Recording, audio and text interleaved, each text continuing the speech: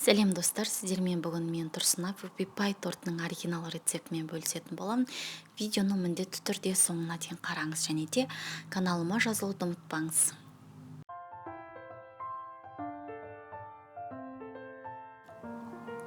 Ең алдымен бір табағымызға шоколадымызды салып, үстіне бөлме температурасында тұрған сары майымызды қойып, водяной баняда ерітіп алатын боламыз. Шоколад күйіп кетпеу үшін қайта-қайта араластыру маңызды. Шоколадты массамызды водяной банядан алып, осылай ергеннен кейін суытып аламыз толық. Енді біз жұмыртқалы массамызды дайындайтын боламыз. Ол үшін жұмыртқамызға қантымызды салып, миксермен жақсылап көтерілгенше, көпіршік болғанша миксерлейтін боламыз.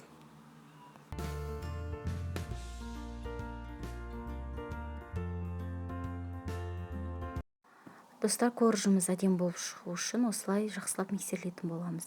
Және де енді осыған шоколадты массамызды құйып, тағы да араластыратын боламыз.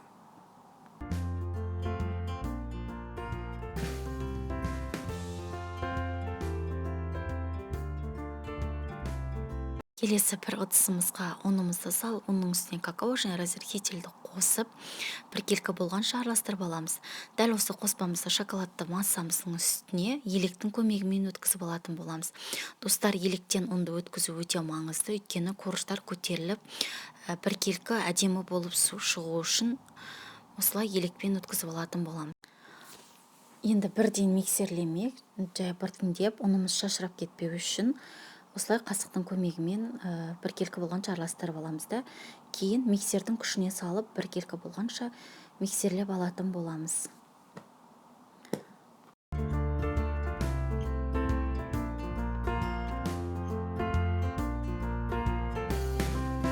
Біздің коржымыздың қамыры осымен дайын, енді пісіретін боламыз. Ол үшін дәл осындай 4 бумагалы формамызды үстіне қойып, басып шығатын боламыз. Бізде жаңа форма пайда болу үшін қазір осы формамыздың үстіне пергамент бумаганы қойып, қамырымызды дәлде теңдей қылып, мен 6-7 қасықтан салып шығатын боламыз.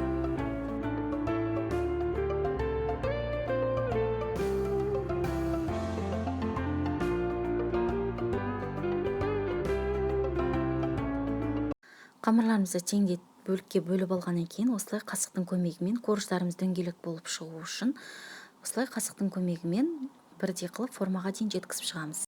Келесі кезекте біз кремін дайындайтын боламыз. Ол үшін холодильникте кемі 1 тәулік тұрған салқын сливкиді миксерлейміз. Және де ыдысымыз да миксеріміз де құп-құрғақ болуы керек. Себебі қандай да бір кішкене су болса, біздің сливкеміз дұрыс көтерілмей, дұрыс шықпайтын болады. Осыны ескеру өте маңызды. Достар, міне, егер сливкеміз салқын болса, ыдысымыз тап-таза құп-құрғақ болса, сливкеміз де жақсы шығатын болады. Және де тағы бір ескере кететін жайт, сливкиді миксерлеген кезде міндетті түрде аз жылдамдықтан бастап көп жылдамдыққа қарай біртіндеп көбейте беретін боласыз. Көп сливкиді миксерлеп жіберу де оны ірітіп жіберуге әкеледі. Сондықтан да бәрі өз мөлшерімен. Міне, видеода көрсетілгендей етіп, сливкиміздің қоюлығы осындай болу қажет. Және де осыған творожный сырымызды және де сахарный пудрамызды салып, бәрі біркелкі болғанша миксерлеп шығатын боламыз.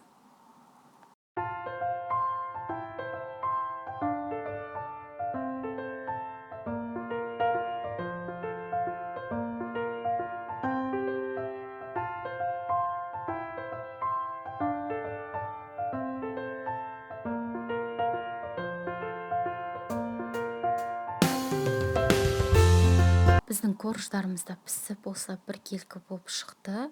Қаласаңыз шетін формамен бірдей қылып кесіп алуға болады.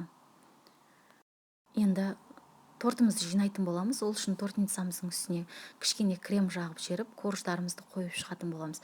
Және де пай торттың ең ерекше жері бұл шариктерді шығару.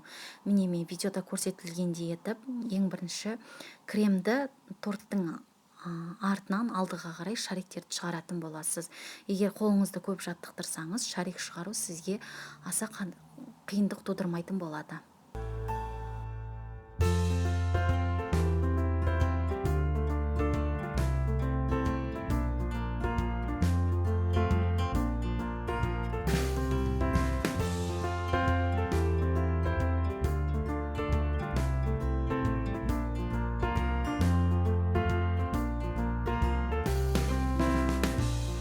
Достар, енді біз корждарымызды жинап болдық, кремін жағып алдық. Енді тортымыздың үстіне водяной баняда ерітілген шоколадты массамызды құятын боламыз.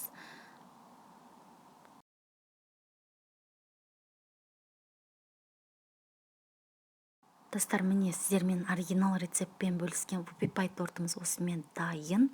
Кремі жақсы сіңу үшін холодильникте кемі 6-7 сағат тұруы қажет. Бетін әсемдеу өз еркіңізде, қалауыңыз бойынша бетін әсемдей берсеңіз болады.